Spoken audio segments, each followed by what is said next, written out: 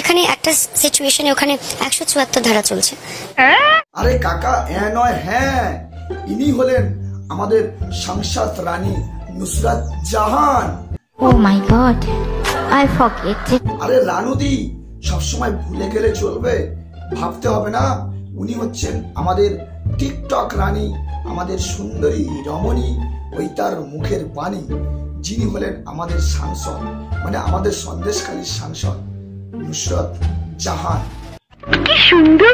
যে সন্দেশখালীতে এখন উত্তপ্ত পরিবেশ, মানুষ রাস্তায় বেরোতেও ভয় পাচ্ছে, যেখানে প্রতিনিয়ত হচ্ছে পুলিশের লাঠিচার্জ আর মহিলাদের সংগ্রাম, সেখানে 144 ধারা জারি চলছে।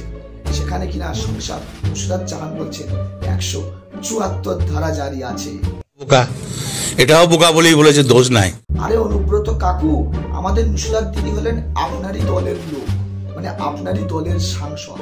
তো উনি যদি বোকা হবেন, তাহলে ওনাকে সংসদটা করতে গেলেন কেন? খুব অন্যায় হয়েছে।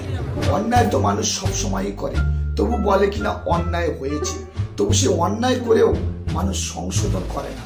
এটাই হচ্ছে মানুষের সবচেয়ে বড় গুণ। নিঃসন্দেহে তুই ঠিক কথা বলে। তো যাই হোক বন্ধুরা, হয়তো আমাদের আইনে নূতন কোনো ধারা যোগ হয়েছে, 174 ধারা হলেও হতে পারে, কেননা মাননীয় সাংসদ নুসরাত জাহান যখন বলেছেন, তাহলে এরকম কোনো ধারা অবশ্যই সন্দেশখালীতে জারি আছে, হয়তো আমরা জানি না।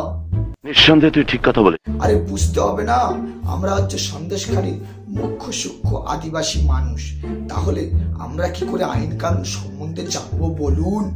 कौन है ये लोग, कहां से आते हैं? এখন মাননীয় সাংসদ নুসরাত জাহানের কাছে আমার একটা রিকোয়েস্ট আছে। বলছি দিদি, আপনি যদি টিকটক বা অভিনয় ছেড়ে একটু আইনজীবীতে নাম লেখাতেন, তাহলে খুবই ভালো হতো আমাদের সন্দেশখালী মানুষের জন্য। কারণ এই মুহূর্তে সন্দেশখালী কি ধারা জারি করা উচিত, সেটা পুলিশের থেকেও আপনি ভালো জানেন। আমাদের মতো সাধারণ মানুষরা তো আজীবনই নেতাদের ভুলভাল বক্তব্য শুনে আসছি।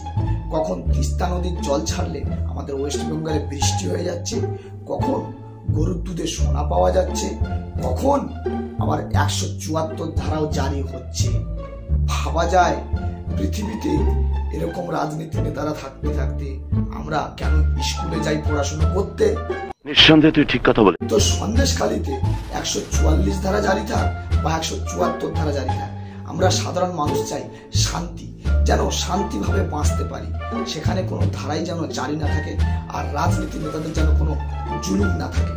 নিঃসন্দেহে তুই ঠিক কথা বলে। তো বন্ধুরা, ভিডিওটি জাস্ট মজার ছলে বানানো হয়েছে, কেউ রাজনীতির দিক থেকে দেখবেন না, ভিডিওটি দেখবেন আর জাস্ট মজা নেবেন। বেশি কথা বলতে পারছি না, আমার গলাটা চেঞ্জ হয়ে গেছে, কেননা গ্যাংটকে প্রচুর ঠান্ডায় গলা বসে গেছে এবং গলা খুবই ব্যথা, আমি কথা বলতে পারছি না। তাও আপনাদের এন্টারটেনমেন্টের জন্য ভিডিওটি জাস্ট বানালাম।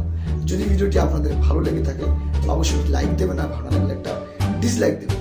আর হ্যাঁ, যারা যারা চ্যানেলে নতুন অবশ্যই চ্যানেলটিকে সাবস্ক্রাইব করে যাবেন। দেখা হচ্ছে পরের ভিডিওতে। আজ আসি, টাটা।